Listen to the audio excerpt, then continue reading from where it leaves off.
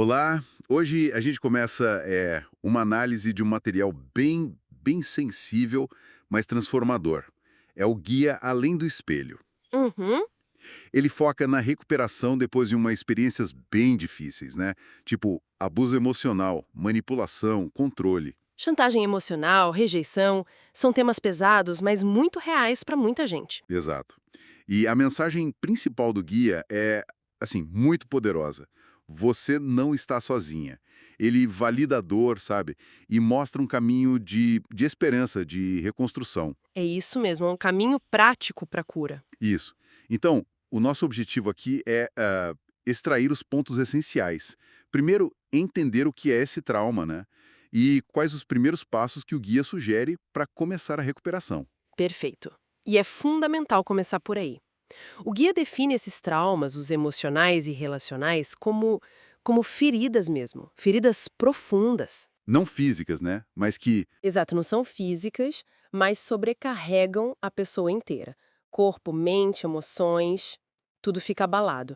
E ele lista justamente esses tipos que você mencionou: o abuso emocional, a manipulação, controle excessivo, chantagem, rejeição que pode vir lá da infância ou de relações adultas e, claro, os relacionamentos abusivos em si.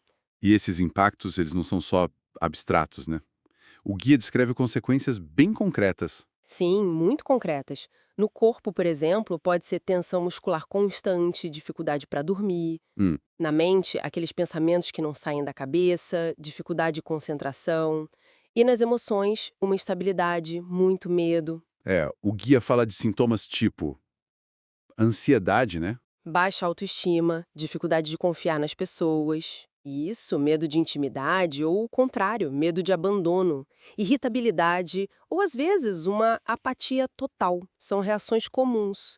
E o ponto-chave que o guia reforça é: essa dor é válida. Não é frescura, não é exagero. É muito importante essa validação. Ok, então a dor é real, é válida.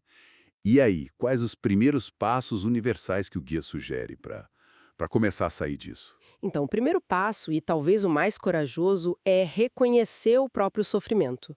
É se permitir sentir, sabe? Validar a própria dor. O guia coloca isso como um ato de coragem mesmo, não de fraqueza. Entendi. Não fugir do que está sentindo. Exatamente. Depois desse reconhecimento, vem a busca pelo autoconhecimento. Tentar entender, assim, o que dispara essas reações, quais são os gatilhos, Hum, quais crenças limitantes a pessoa pode ter internalizado por causa do trauma? Para isso, o guia até sugere, tipo, manter um diário ou talvez meditação. ferramentas para olhar para dentro. Isso. E claro, um ponto crucial: buscar ajuda profissional. Um terapeuta, um psicólogo que seja especializado em trauma. É fundamental. Com certeza. Sozinho é muito mais difícil, imagino. Muito. E o quarto passo inicial seria aceitar os sentimentos que vêm. Raiva, tristeza, medo, confusão, tudo isso vai aparecer. E o guia diz para aceitar sem culpa, sabe? Entender que faz parte do processo de cura. E imagino que não seja um processo fácil, né? O guia fala sobre isso, sobre a trajetória da recuperação. Fala assim. Ele enfatiza muito que a recuperação não é uma linha reta.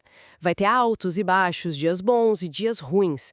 É uma montanha russa às vezes. Entendi. Por isso, ele recomenda celebrar as pequenas vitórias, sabe? Cada passo, por menor que seja. E ter muita autocompaixão no caminho. Ser gentil consigo mesma é parte do tratamento. Faz sentido. E para ajudar nessa jornada, imagino que o guia traga ferramentas mais práticas, né? Para lidar no dia a dia. Sim, traz várias. Primeiro, ele coloca o autocuidado diário como a base de tudo. Coisas simples, mas consistentes. E que tipo de técnicas específicas eles sugerem? Olha, tem algumas bem úteis. Respiração consciente, por exemplo. Tem uma técnica a 4-7-8. Inspira contando até 4, segura 7, expira 8, que ajuda a acalmar na hora da crise. Para ansiedade? Isso. Tem a técnica de grounding, de ancoragem, usar os 5 sentidos para voltar para o presente. O que você está vendo, ouvindo, sentindo no tato, cheirando, provando, ajuda a sair da espiral de pensamentos. Legal. O que mais? Autoafirmações positivas. Repetir frases como eu sou forte, eu sou resiliente. Pode parecer bobo no começo, mas ajuda a reprogramar a forma como a gente se vê. E o diário de gratidão. Anotar 3 coisinhas boas no fim do dia. Ajuda a treinar o cérebro a focar no positivo também. Interessante, são ferramentas para o manejo mais imediato, né? Mas o guia vai além, ele fala de reestruturação cognitiva.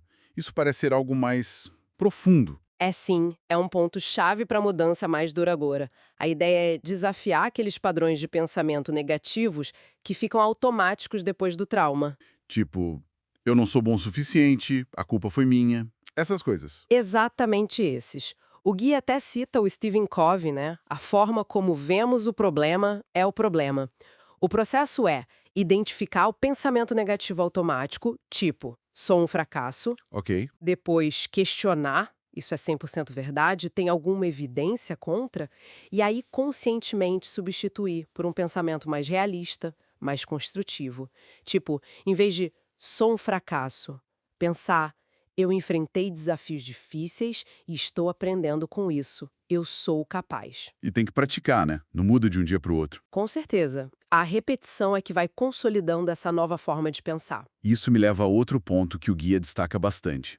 Estabelecer limites. Parece crucial depois de passar por relações onde os limites foram violados, né? Nossa, fundamental. O guia coloca os limites como escudos mesmo, para proteger a energia, o bem-estar, a autoestima que ficam muito vulneráveis. E como eles ajudam na prática? Bom, eles protegem sua energia para você focar na cura, evitam que você caia em situações de abuso de novo, fortalecem a autoestima porque você está se priorizando e ensinam os outros a te respeitar. E como colocar isso em prática? O guia dá exemplos. Sim, exemplos bem diretos de comunicação assertiva. Aprender a dizer não obrigada, ou preciso de um tempo para pensar, ou simplesmente não me sinto confortável com isso, sem precisar dar 1000 desculpas. Mas imagino que fazer isso e mexer nesses pensamentos negativos possa trazer culpa, vergonha, sentimentos difíceis. Sim, o guia aborda isso diretamente. Ele reconhece que culpa e vergonha são respostas muito comuns ao trauma, não são um defeito da pessoa. E como lidar com eles? O guia sugere trabalhar a aceitação do passado. Não é aprovar o que aconteceu, de jeito nenhum, mas é reconhecer a realidade como ela foi, para poder seguir em frente. E cultivar o auto-perdão. Entender que você fez o melhor que podia com os recursos que tinha naquele momento. E o perdão ao outro, o guia fala disso? Toca brevemente. Coloca como uma possibilidade, um ato de libertação pessoal. Mas que tem que ser no tempo de cada um, sabe? Se e quando fizer sentido para a pessoa. Não é uma obrigação. Entendi. Olhando mais para frente, o guia também fala de reconstruir a confiança, buscar relações mais saudáveis. Fala sim. O foco é construir segurança, mas aos poucos. Isso passa por comunicação clara, né? Confiar gradualmente, não de uma vez, e ficar atenta aos sinais de alerta em novas relações. E o apoio, a rede de apoio. Essencial.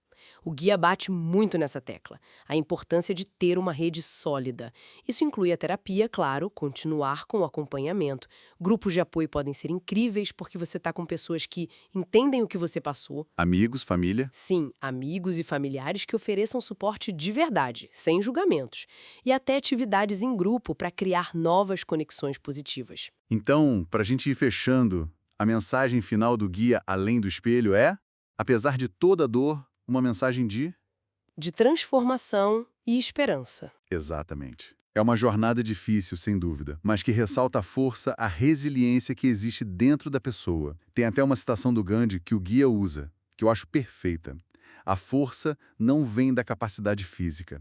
Ela vem de uma vontade indomável. Nossa, forte isso. A recuperação como prova dessa vontade. Isso. E essa ideia da vontade indomável me faz pensar. Para além das ferramentas, dos passos que a gente discutiu, como será que a própria pessoa pode ativamente, sabe, ressignificar a própria história?